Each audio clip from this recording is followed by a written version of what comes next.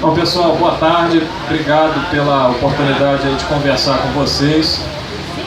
Eu sou servidor público federal também, atualmente cedido para o Senado Federal, atuando lá na assessoria técnica da liderança do PT no Senado.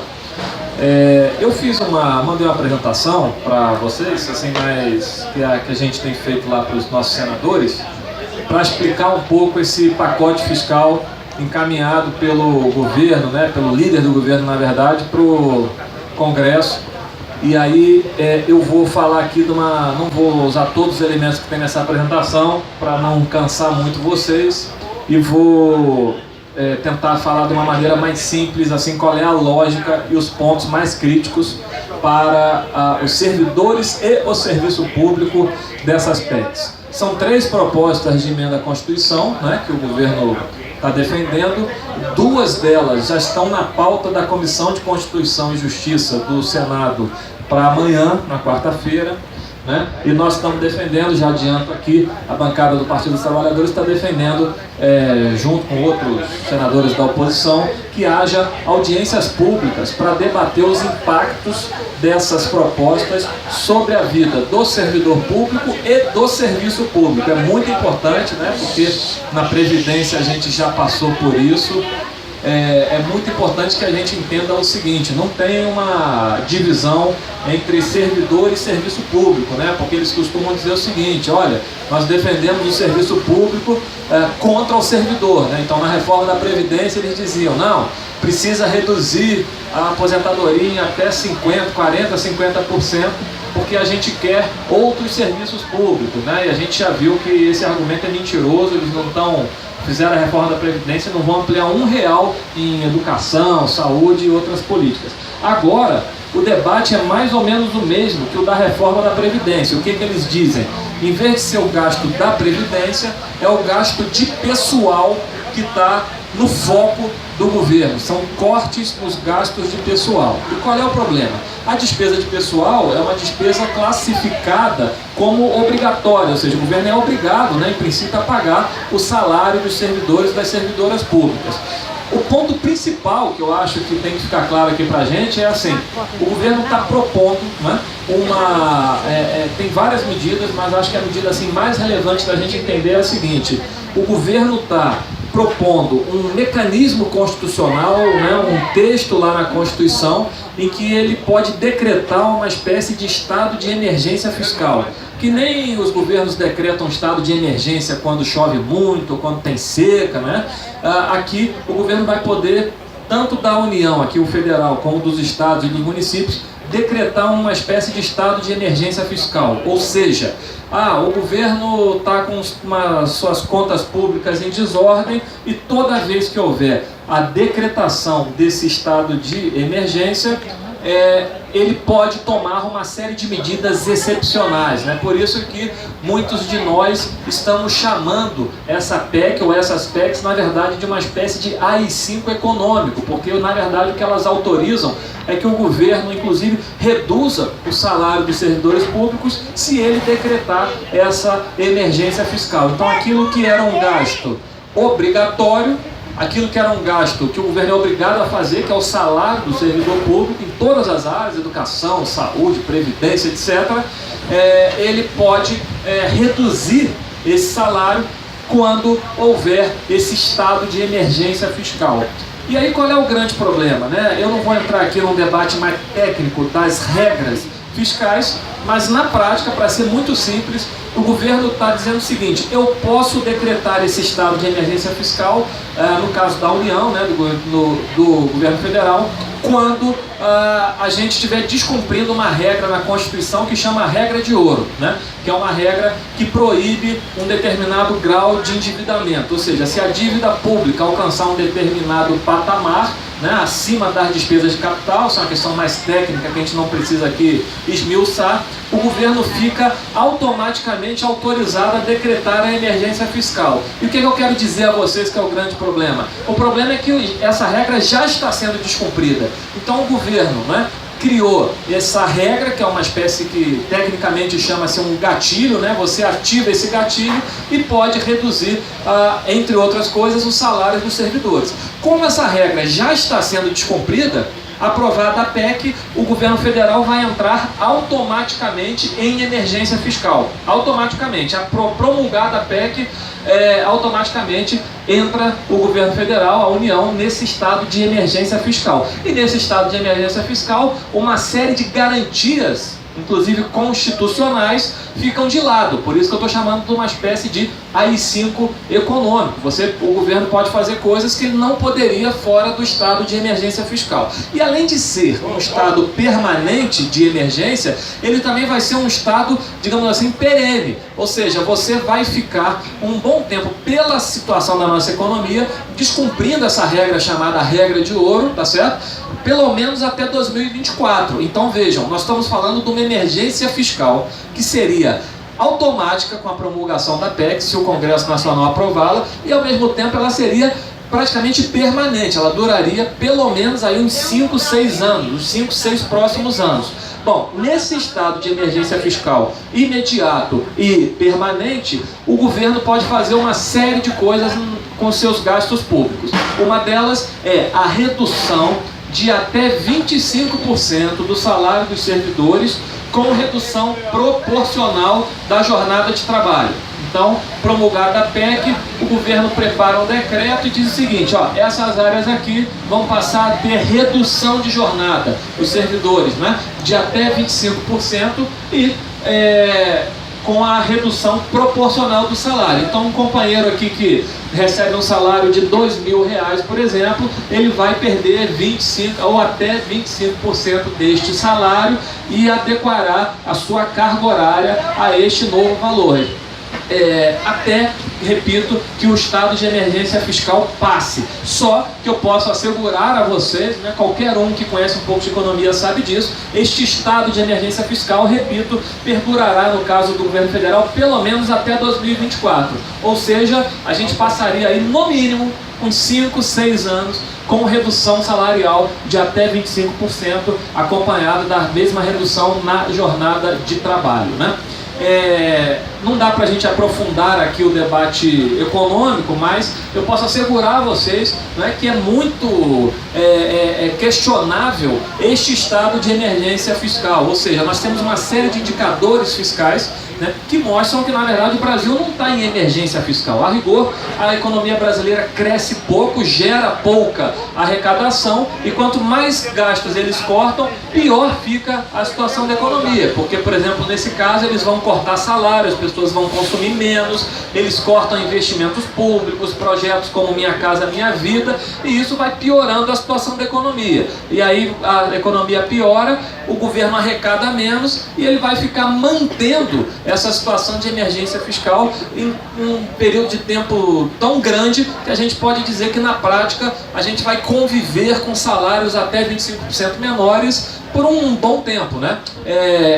E aí não há nenhuma, por exemplo, exceção, não há nenhuma garantia de que as pessoas que têm rendimentos, salários menores vão estar fora dessa regra. Não, a PEC na verdade coloca todos os servidores públicos, né, nesse caso os federais, dentro dessa regra. Outras coisas que esse estado de emergência fiscal permitiria que o governo fizesse.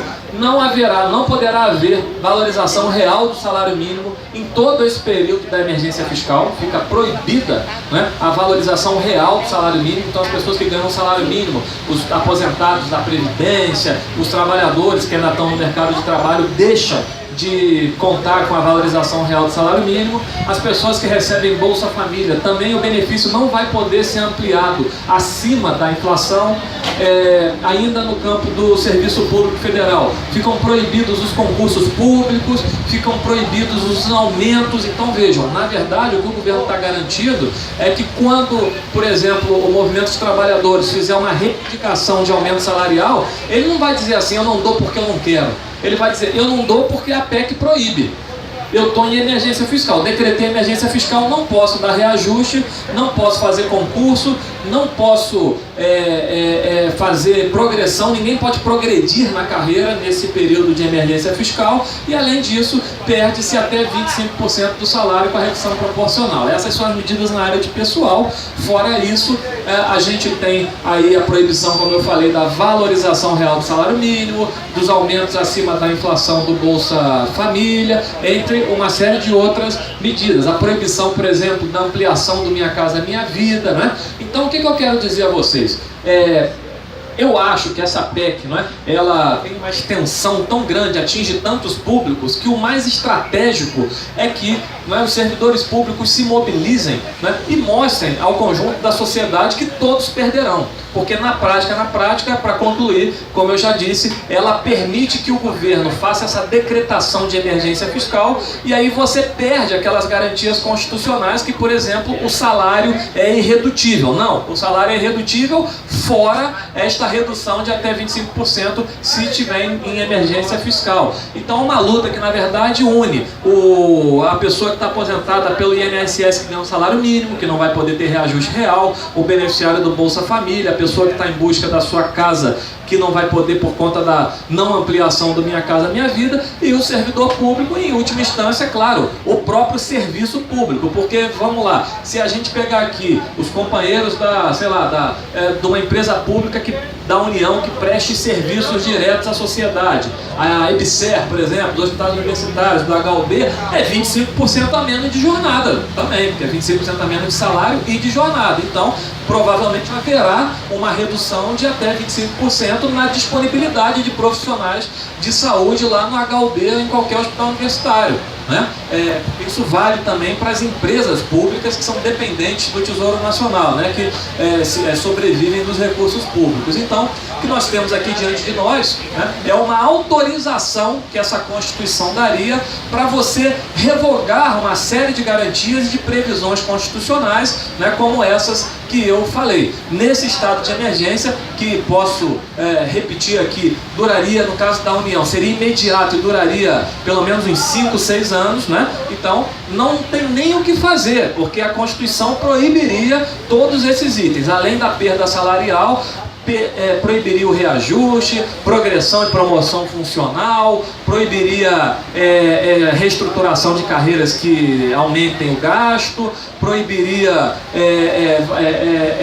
ganho real do salário mínimo, entre outras coisas. Então, na prática, não é? É uma PEC que, digamos assim, de uma maneira muito radical, ela na verdade submete todos os direitos, não só dos servidores, né, mas da população mais humilde desse país, a essas regras fiscais que querem fazer, digamos assim, que o país faça caixa, que o país melhore o seu resultado primário, as suas contas públicas, em última instância, para pagar a dívida pública, entre outros objetivos, mas esse seria o principal. Então é contra isso que nós estamos lutando. A nossa estratégia no Senado passa, não é, por um conjunto de audiências públicas em que nós debateríamos o impacto dessas medidas sobre a economia, que as pessoas vão perder renda, vão consumir menos, a economia vai piorar, mas também sobre os serviços públicos, porque na prática haverá menor disponibilidade de serviços de saúde, educação, porque o servidor terá 25% de redução na sua jornada para que haja a mesma redução no seu salário.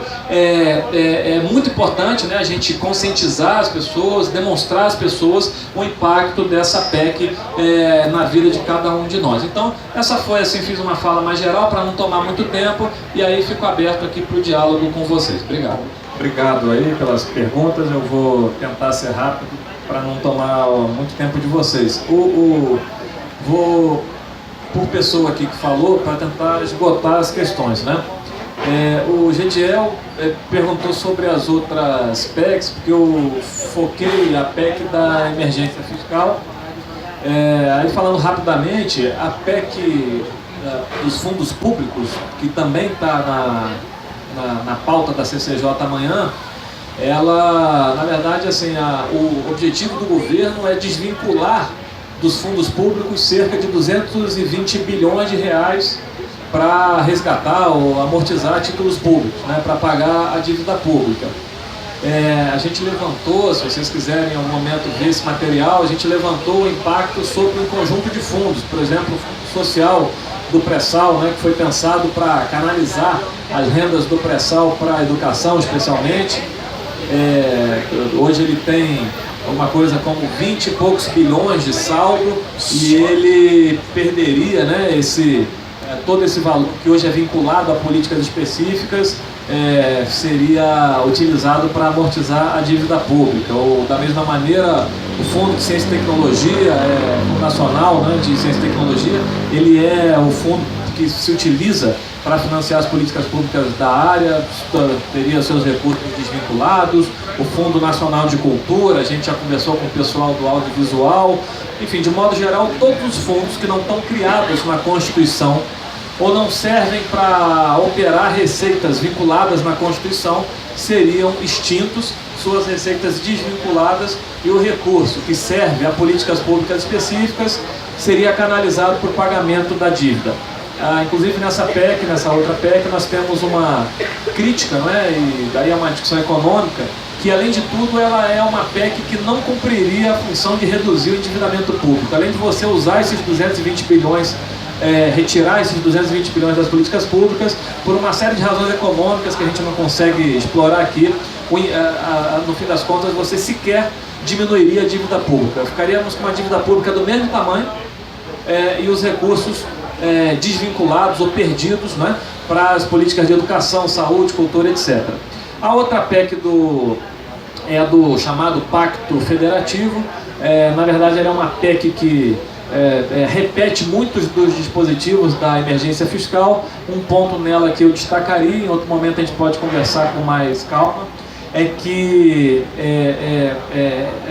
bom, vou falar de dois dispositivos, né? Hoje, os estados e municípios têm que cumprir um valor mínimo em educação e um valor mínimo em saúde. Se essa PEC for aprovada, eles podem cumprir um valor mínimo somando as duas áreas. Então, na prática, é assim, como a União diminui seus repasses, sobretudo para educação e saúde, para os estados e municípios, eles não recebem recursos da União e podem tirar dinheiro da educação e passar para a saúde, ou vice-versa, né? O que está todo mundo dizendo é que o mais provável será retirar dinheiro da educação e passar para a saúde, porque na prática, lá na ponta, o município precisa de um leito, de um medicamento, uma situação ali de vida ou morte, então ele acaba retirando dinheiro da educação e passar para a saúde. É isso que a PEC está permitindo. Outro dispositivo interessante dessa PEC, interessante que eu digo no sentido negativo, é que ela, na prática, diminui ainda mais o teto de gasto, né? Por incrível que pareça, ela está criando uma espécie de subteto de gasto. Então, a Emenda Constitucional 95 criou um limite para os gastos públicos. Esse limite significa que cada ano, não é, a despesa pública, os gastos públicos das políticas públicas vai diminuindo em relação ao PIB brasileiro.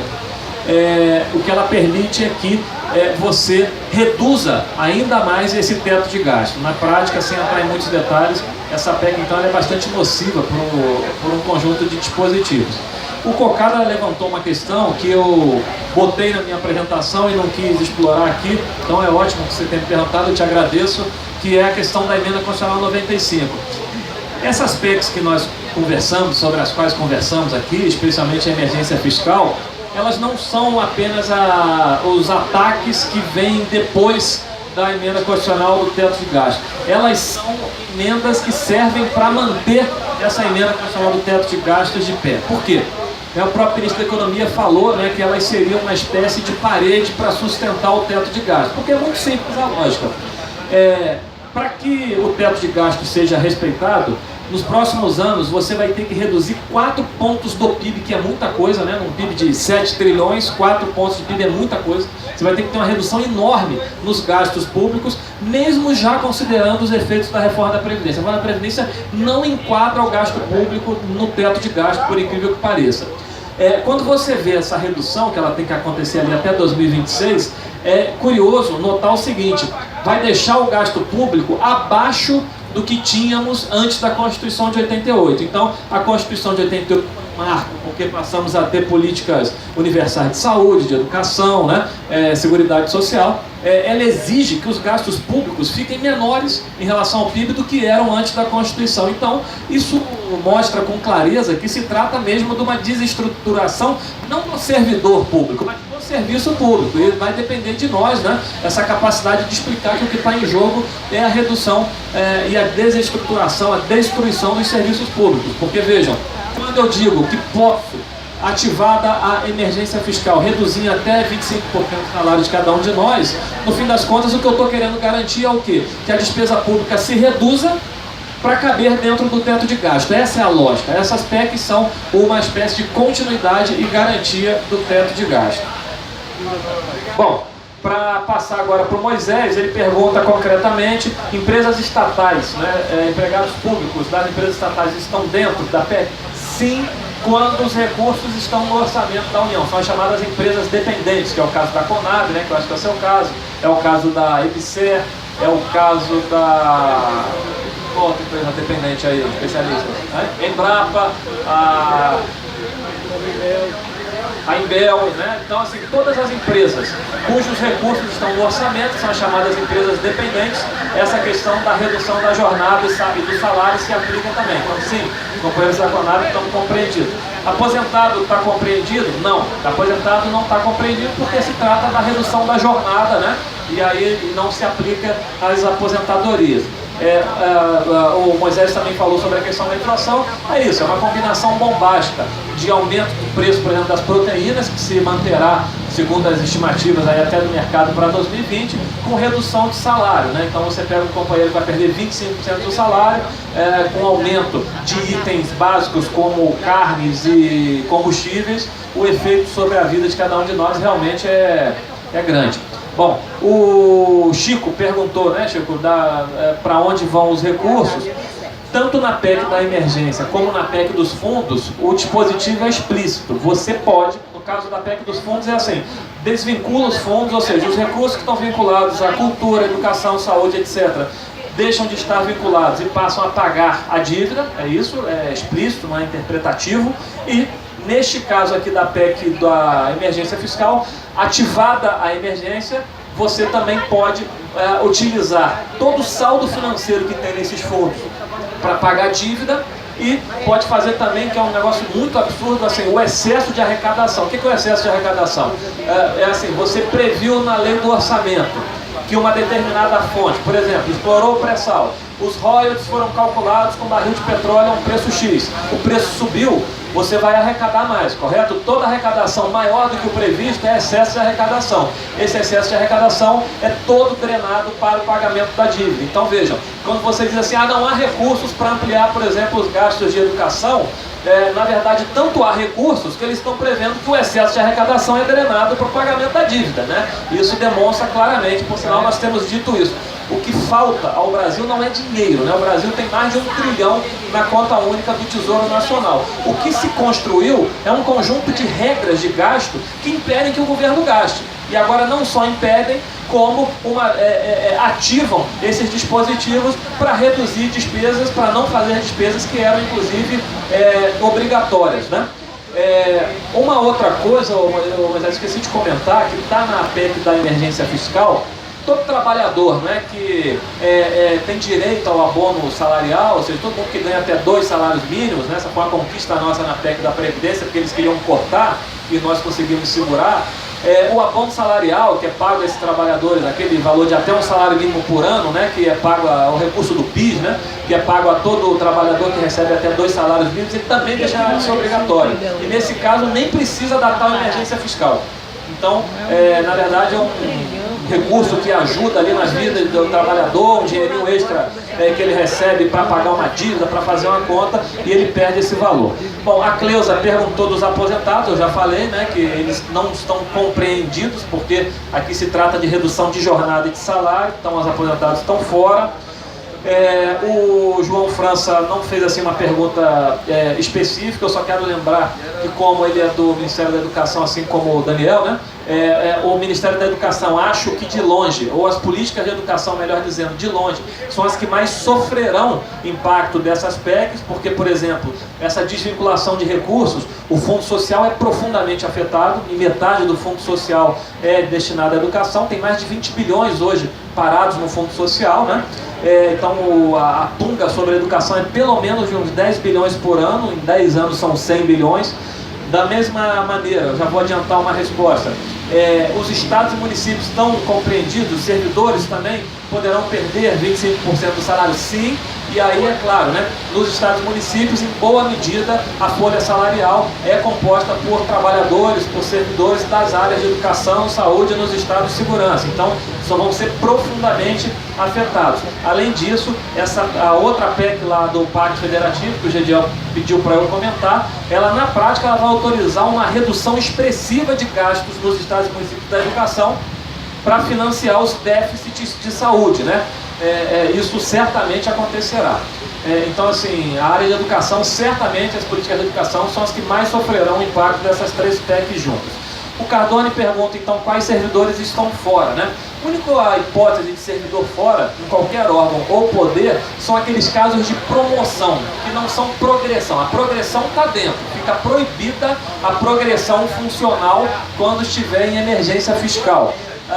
O que não está dentro? A promoção, que é esse caso, eu não conheço bem essas carreiras, mas o sujeito é juiz numa vara e ele é promovido para uma outra, né? Então só está fora esse caso de promoção, porque esse posto não poderia ficar vazio, né? Eu estou tentando repetir a justificativa lá da PEC, não estou nem defendendo, mas todos os servidores, sobretudo na questão salarial, especialmente na questão salarial, estão dentro. Juízes, Ministério Público. Agora, a gente sabe, né, que há aí uma casta, não é? Servidores assim remunerados, muitas vezes acima do teto constitucional, que tem um poder, não é, monumental de lobby junto a congressistas. Então, não duvido que eles farão força para ficarem de fora, deixando os que ganham menos dentro dessas medidas aí de redução salarial e os que ganham mais de fora. Mas o texto hoje, né, quero deixar bem claro, não retira nenhum servidor público de qualquer poder ou de qualquer órgão, tá certo?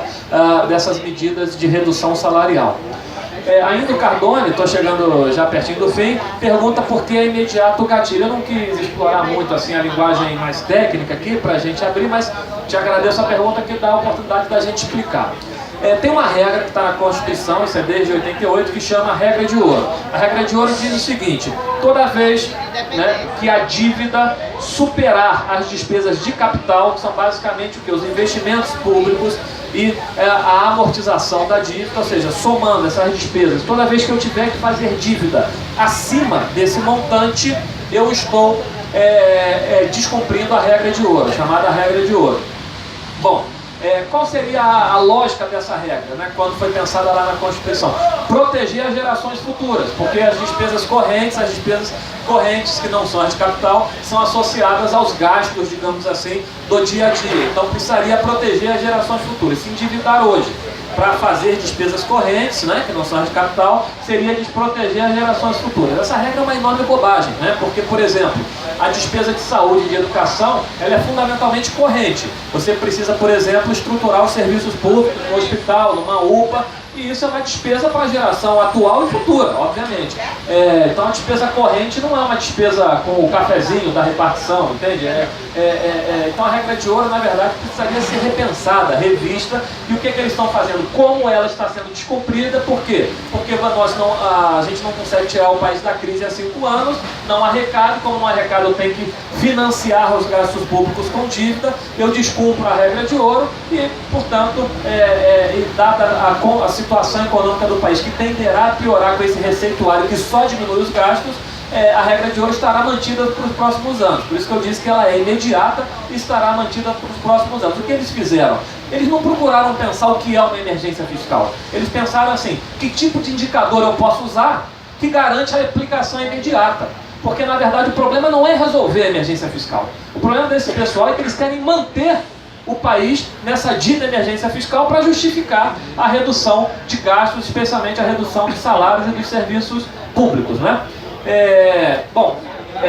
E aí então já expliquei porque o gatilho é imediato. A Miriam não fez uma pergunta específica, o Daniel perguntou, é a última questão que eu tenho aqui, do calendário da PEC e das audiências. Nós temos minoria no Congresso Nacional, vamos tentar amanhã aprovar audiências para todas essas PECs. Eu acho factível, não necessariamente do jeito que a gente propôs, com os palestrantes que a gente propôs, com o número de audiências que a gente propôs. Mas eu acho que o fundamental agora é garantir algum nível de debate para o Congresso Nacional tentar entender o impacto sobre o serviço público, porque mesmo congressistas mais conservadores, por exemplo, essas PECs no começo tinham a previsão de que o valor gasto com aposentadorias na saúde e na educação poderiam ser considerados para fazer o gasto mínimo em cada uma dessas áreas, o que na prática diminuiria ainda mais os valores que a União investe em educação e saúde hoje, né? Porque você consideraria gastos que não estão considerados ali dentro, tá certo? E aí, isso, por exemplo, o Congresso falou, não, isso vai prejudicar demais a educação e saúde. Então, se a gente conseguir trabalhar com a perspectiva de que o serviço público, sobretudo os serviços essenciais, serão muito prejudicados, essa gente está vendo o que está acontecendo na América Latina e sabem que a combinação explosiva de piora no serviço público, o mercado de trabalho que deve chegar no fim de 2020 com 11 milhões e meio de empregados na melhor das hipóteses, com aumento de preços de itens básicos como proteínas e combustíveis. Entendeu? Essa gente também fala, bom, nós precisamos também dar uma moderada nisso. Então eu não acho que eles se negarão a fazer audiência, a discutir melhor os impactos, o que nos dá tempo. Mas o fato é que se a gente não tiver, evidentemente, conscientização na rua, a gente não vai conseguir avançar lá. No máximo, vamos mitigar dano, vamos reduzir os efeitos ruins lá no Congresso. Então é muito importante ter a ação casada aí, rua e Congresso, e eu acho que sim, não tenho certeza, mas acho que nós vamos conseguir alguma agenda de audiência, mas talvez seja muito rápido. Para concluir, o Congresso vai, esse ano, até ali de meados de agosto, de dezembro, até votar o orçamento. Eu acho que se a gente conseguir audiência, a gente consegue pelo menos garantir que não delibere este ano. Mas veja, o rito no Senado é muito rápido. Então, assim, aprovada na Comissão de Justiça, ano que vem, início do ano que vem, já iria para plenário, para votação em 2 turnos, e aí a nossa capacidade é baixíssima de segurar. Por isso é muito importante até lá ampliar, não é, o entendimento sobre a PEC. Repito, para concluir, para mim a chave disso tudo é mostrar que não se trata de uma defesa corporativa do salário dos servidores, se trata sim de um prejuízo incalculável a serviços públicos que a população demanda, e demanda cada vez mais na medida em que a gente vive ainda uma crise econômica que, por exemplo, retirou de milhões de pessoas a possibilidade de ter um plano de saúde, pressionando ainda mais o SUS, que seria fortemente afetado por esse aspecto, tá bom? Agradeço aí a paciência de vocês e fico à disposição aí para próximas vezes. Um grande abraço. SINCEP-DEF, filiado à CUT e à CONCEF.